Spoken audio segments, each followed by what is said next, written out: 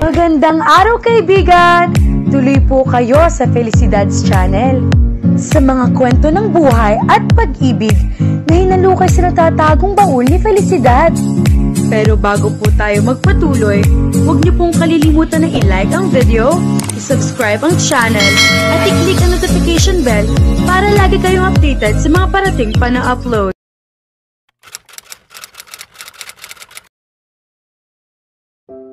Mas nadagdagan ang kumpiyansa ni Cindy sa sarili mula nang ma-makeover siya ni Antoinette.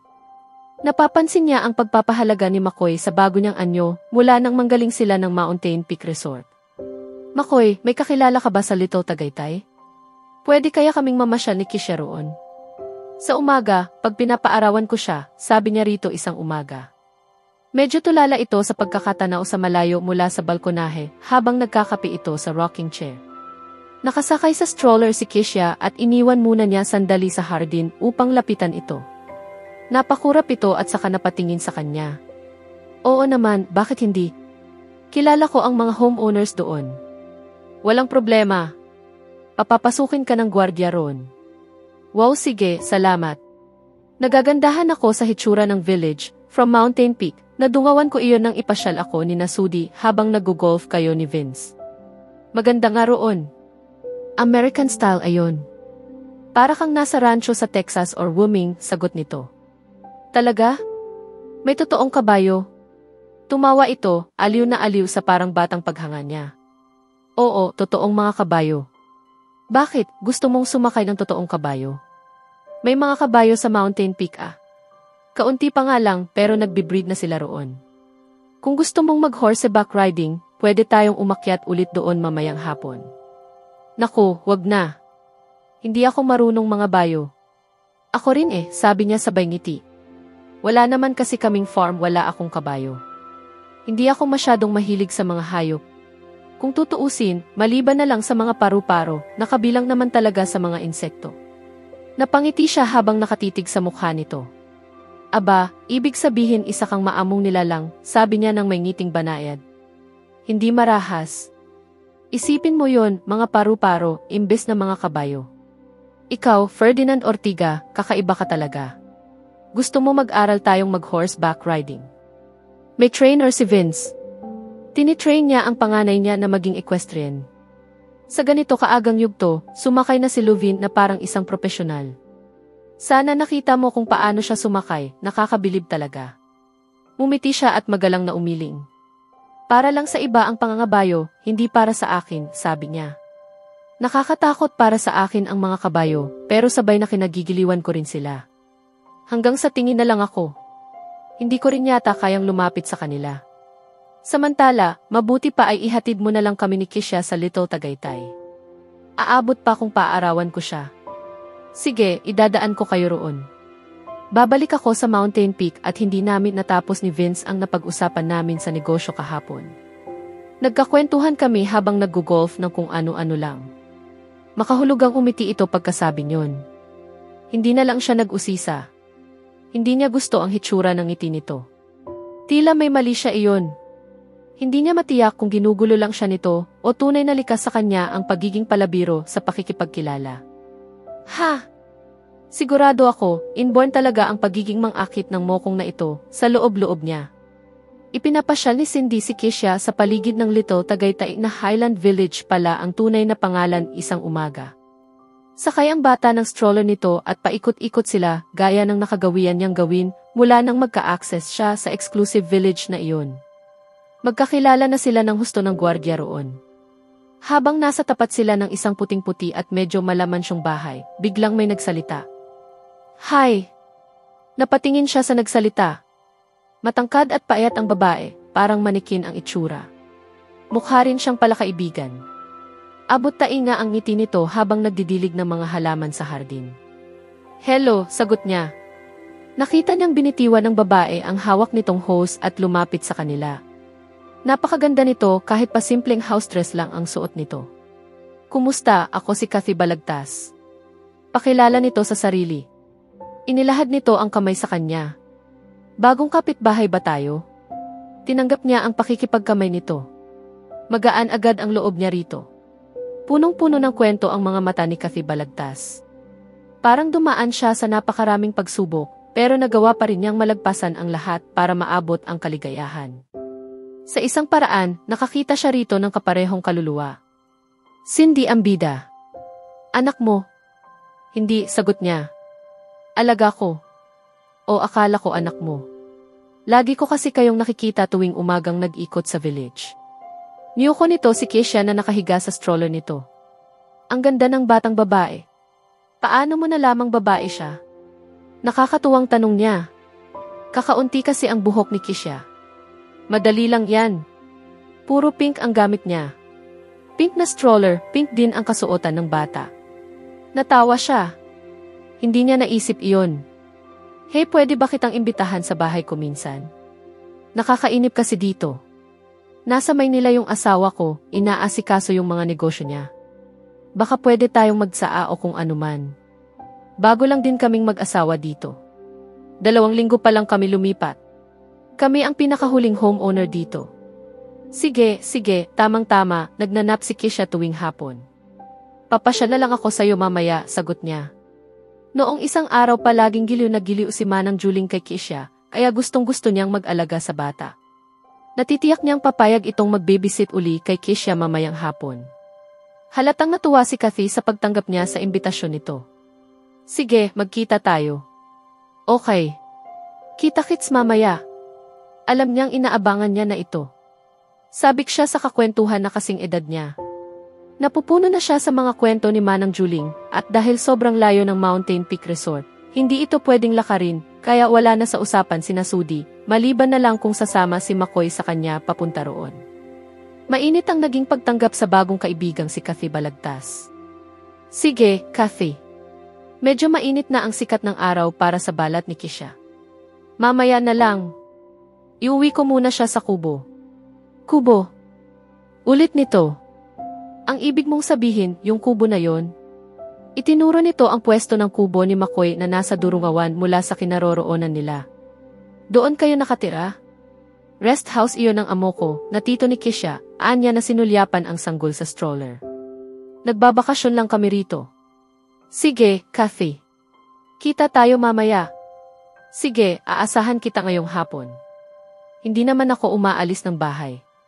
Bye, baby. Hinaplos pa nito ang pisngi ni Keisha. Itinulak na niya ang stroller patungo sa nag-iisang gate ng village. May pagmamadali sa kilos niya dahil medyo mataas na ang sikat ng araw at hindi na masustansya iyon sa balat nila ni Keisha. Bandang 3:00 ng hapon na isipang magtungo ni Cindy kina Kathy. Katirikan ng araw at masakit sa balat iyon pero natalo siya ng kalungkutan. Tulog na si Keisha at katabi ang himbing na ring si Manang Juling. Kung maghihintay pa siya ng pagbaba ng araw ay baka hapunin siya. Nasasabik siyang magsaa kasama ang bago niyang kaibigan. Wala na naman si McCoy sa kubo ng hapong iyon. Halos araw-araw pagkatapos ng tanghalian ay nagtutungo ito sa Mountain Peak Resort. Siguro ay may negosyo na pinag-uusapan ito at si Vince. O kung hindi man ay baka gumagamit ito ng internet doon para makipag-usap sa opisina nito sa Maynila. Dumarating ito bandang 6:00 na ng gabi. 4 na sunod-sunod na araw ng ganoon. 1 linggong singkad na sila sa lugar na iyon at tila wala pang balak na bumalik ito sa lungsod. Kung sa bagay, wala naman siyang balak magreklamo. Kaya lang, kailangan na niyang bumalik sa trabaho niya sa Zebus. Tapos na ang suspensyon niya roon. Hindi pa man ay parang tinatamad na siyang magtrabahong muli bilang waitress. May alagang maliit na aso si Kathy. Iyon ang sumalubong sa kanya sa gate nang mag-doorbell siya roon. Kikiwal-kiwal ang buntot ng tuta habang magiliw na kinakahulan siya. Kapag ganoon ka-friendly ang gwardiya sa bahay, tiyak na hindi lang ang buong bahay ang malilimas, pati ang aso mismo ay makikidnap. May korona pa ang tuta. Nakakaloka sa loob-loob niya. Kasunod ng tuta ay isang may edad at may katabaang babae. Kayo po ba si Miss Cindy Ambida, ma'am? Magalang na tanong nito. Nahinuha niya nakawaksi ito ni Kathy. Tumango siya, nakangiti. Ako nga po. Sa kapalang nito binuksan ang gate. Kung tutuusin, Hindi naman kailangang maglagay ng gate sa mga bahay na naroon dahil tahimik naman at secure ang buong village. Siguro ay dekorasyon na lamang ang bakod na iyon para lalong magmukhang ranch house ang mansyon. Magiliw rin siyang sinalubong ni Kathy. Ipinakilala siya nito sa tuta nitong si Jughead, isang Yorkshire Terrier. Natawa siya. Iyan pala ang dahilan ng corona, sabi niya. Oo nga, tugon ni Kathy na may perpektong British accent. Tumungo na siya rito patungo sa lanai. Doon daw sila magtitimpla ng tsaa o kape, depende sa gusto niya. Pagdating doon, agad silang sinalubong ng dalawang unipormadong katulong. Isa iyan sa patakaran dito sa village, Cindy. Lahat ng katulong ay dapat nakaayos ng kaaya-aya, sabi nito habang umaalis ang dalawang katulong. Tumango siya. Pansin ko nga. Ayoko nga sanang sumunod, pero alam mo, bago pa lang kami ni Thor dito. Yun ang pangalan ng asawa ko. Sabi ni Kathy habang inilabas ang kanyang mamahaling cellphone at ipinakita ang litrato ng isang gwapong lalaki na yakap-yakap si maliit na Jughead. Ayan siya, kasama si Juggy. Ang cute nila, hindi ba?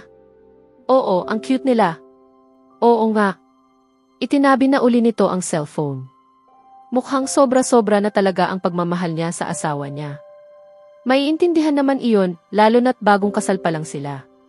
May bahay din ako sa town proper, pero binili ko iyon gamit ang pera ng unang asawa ko, kaya ayaw ni Thor na doon kami tumira, at ayaw din niya na manatili kami sa poder ng mga magulang niya. Nang buksan ang village na ito, nagpa-reserve agad siya ng lote. Kailan nga lang nagawa ang bahay na ito? Kung ano-ano ang napagkwentuhan nila ni Kathy. Ikinuwento nito ang kwento ng kanyang buhay at hindi siya nadismaya. Tama nga ang unang impresyon niya rito. Marami nang pinagdaanan si Kathy sa buhay. Nagets din niya kung paano nito nakuha ang British tuwang nito. Sa haba ng kwentuhan nila, dahil pati siya ay napachika ng tungkol sa talambuhay niya, hindi niya namalayan ang oras. 8:00 na pala ng gabi. Ni hindi sila tumayo sa inuupuan nilang silya sa lanay gayong halos 5 oras silang nagkwentuhan. Ipapahatid na kita sa driver, mahirap nang umuwing mag-isa ng ganito kadilim, sabi ni Kathy, na naman hindi niya kinontra. Nakakatakot maglakad sa lugar na iyon sa mga ganoong oras, hindi dahil sa masasamang loob kundi dahil sa mga maligno. Malay niya kung mayroon niyang mga ganoong nilalang. Salamat sa pagdalaw. Kita-kit sa susunod, Cindy. Oo, magkikita tayo ulit minsan. Saan ka na nga ba napunta? At sino iyong naghatid sa'yo, sa lubong ni McCoy kay Cindy? Lisangling niya ang mga kilay nito. Lalo siyang inalihan ng kaba. Sabi na nga ba niya at magwawala ito? Hindi agad siya nakasagot. Saan ka galing, Cindy? Ulit nito sa tanong. Inimbitahan ako ng isang kapitbahay, na utal na sagot niya. Lalong sumama ang hilatsa ng mukha nito. Kapitbahay? May kapitbahay ba tayo? Saan? Sarkastikong tura nito. Doon, sa village. At ano naman ang posibleng ginawa ninyo ng kapitbahay na yon at inabot ka ng ilang oras sa bahay niya? Hindi niya gusto ang dating ng sinabi nito. May mali siyang ipinahihiwatig ang dating ng boses nito. Nagsaa kami. Nagkwentuhan kami ni Kathy at hindi na namin namalayan ang. Kathy, putol nito sa pagpapaliwanag niya. Bumaba na ang tono ng boses nito. Pasensya na, McCoy. Tulog si Keisha nang umalis ako kanina. Iniwan ko siya kay Manang Juling. Kampante naman ako na kahit abutin ako ng ilang oras sa pagkukwentuhan ay hindi niya pababayaan ang bata, pero hindi ko in-expect na abutin ako hanggang 8:00 ng gabi. Napakagatlabi siya. Pasensya. Nakatitig lang ito sa mukha niya, tila pinag-aaralan ang sinasabi niya. Taos puso akong humihingi ng paumanhin. Alam kong hindi maganda ang ginawa ko, kaya handa akong mag-extend ng trabaho ko ng ilang araw pa matapos ang napagkasundo ang 2 linggo. Nakagat niya ang ibabang labi pagkasabi niyon. Hindi yata penitensya ang nasa isip niya kundi kasiyahan, kaya dali-daling dinugtungan ang sinabi. Iyon pala, kung gusto mo pa rin akong tanggapin bilang yaya ni Keisha. Tumango siya. Linawin muna natin ito, Cindy. Hindi bawal ang mga pitbahay, pero sana huwag mong pababayaan ang mga obligasyon mo. Klaro ba yan? Tumango siya naman. Malinaw at klaro. At sana lang, magpapaalam ka muna sa akin at huwag mo nang ulitin ang ginawa mo ngayon. Mahirap pa namang humanap ng signal dito, hindi ko makontak ang cellphone mo. Akala ko'y kung saang lupalop ka na napapunta at kung ano na ang nangyari sa'yo. At sana ay mawarningan ako agad ng tungkol doon, kung sino ang pupuntahan mo nang hindi naman ako nag-aalala sa pag-aakalang kung sinong lalaking kapitbahay ang nag-imbita sa'yo. Lalaking kapitbahay. Ulit niya sa sinabi nito. Bago pa niya masensor ang tanong sa isip niya ay isinatinig na niya iyon. Bakit? Ano ng kaso kung lalaking kapitbahay ang mag-imbita sa akin? Nagsiselos ka ba? Marahas siyang tiningnan nito. Hindi niya kayang pangalanan ang ekspresyong nakikita niya sa mukha nito. At hindi niya inangahas na bigyan ito ng pangalan. Ayaw niyang magkamali. Ayaw niyang umasa. Malakas siyang bumuntong hininga. Pasensya na. Aminado ako, nagkulang ako sa sinabi ko kanina. Nagpanik lang ako noong sabihin ni Manang Juling na lumabas ka raw. Ang sinabi mo lang daw ay may nakilala kang kapitbahay at doon ka pupunta. Napailing ito. Akala ko isang lalaking kapitbahay ang pinuntahan mo. At kung lalaking kapitbahay man, ano naman sa'yo? Siguro na may malaya akong pumunta kahit saan ko gusto. Malaya akong pagbigyan kahit sino ang mag-imbita sa akin, babae man o lalaki iyon. Maliban na lang kung bilanggo ako dito. Siyempre hindi ka bilanggo. Malaya kang makipagkita kahit kanino. Pero naputol siya. Pero ano? Halos hindi iyon lumabas sa bibig niya. Pigil niya ang paghinga habang hinihintay ang paliwanag. Bumuntong hininga siya. Ang problema, nakakabahala kapag lalaki ang pupuntahan mo at aabutin ka ng ganitong oras na hindi pa umuwi. Alangan namang hindi ako mag-alala, pananagutan kita sa pamilya mo. Nakatingin ito sa mukha niya, tila galit na hindi niya alam. Nakakunot ang noo nito na para bang may isang puzzle itong hindi mabuo kaya nanggigigil ito. Siya naman ay tila lobong na de-deflate ng mga sandaling iyon. Asa pa siya. Natural, mag-aalala ito sa kanya. Amo niya ito. Ano pa ba ang ini-expect mo, Cindy ang bida? Muli, patawad, Cindy. Nagkamali ako. Pagkasabi niyon ay tumalikod na ito. Nang mawala ito sa paningin niya, saka pa lang niya nagawang ibuga ang hanging naipon sa dibdib niya. Nag-focus siya sa isang bahagi ng exchange nila kanina. Halatang nakahinga ng maluwag si McCoy nang marinig kanina ang pangalang Kathy. Ibig bang sabihin yon ay nabawasan ang alalahanin niya dahil babae ang kasama niya noong nawala siya kanina? Dapat ba siyang masiyahan doon? Napangiti siya. May nararamdaman siyang selos si McCoy. Sa inakala nitong lalaki ang kapitbahay na pinuntahan niya. Pero bakit naman ito magsiselos? Posible kayang pareho sila nito ng damdamin? Parang may pakpak ang mga paa niya nang pumanhik at tumungo sa kwarto ni Kisha. Magaan na magaan ang pakiramdam niya. May kaibigan na siya sa lugar na iyon sa katauhan ni Kathy. At ngayon ay ang natuklasang pagsiselos ni McCoy. Kung hindi pa naman sapat na dahilan iyon para gumaan ang pakiramdam niya, hindi na niya alam kung ano pa ang makakapagpasaya sa kanya.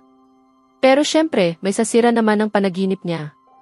Parang nananadya ang isip niya nang ipinasok niya sa sistema ang iba pang sinabi ni McCoy. Alangan naman akong hindi mag-alala, pananagutan kita sa pamilya mo. So, ano na? Asa pa siya? Mas matatawag na dahilan ni McCoy ang pag-iingat sa sarili kaysa selos. Sa susunod na kabanata, haharapin ni Cindy ang mga bagong pagsubok sa kanilang relasyon ni McCoy, lalo na't mas lalalim ang kanyang pagdududa at selos. Matutuklasan din niya ang mas malalim na dahilan kung bakit sobrang inaalala siya ni McCoy na magpapabago sa takbo ng kanilang samahan. Kaya abangan natin,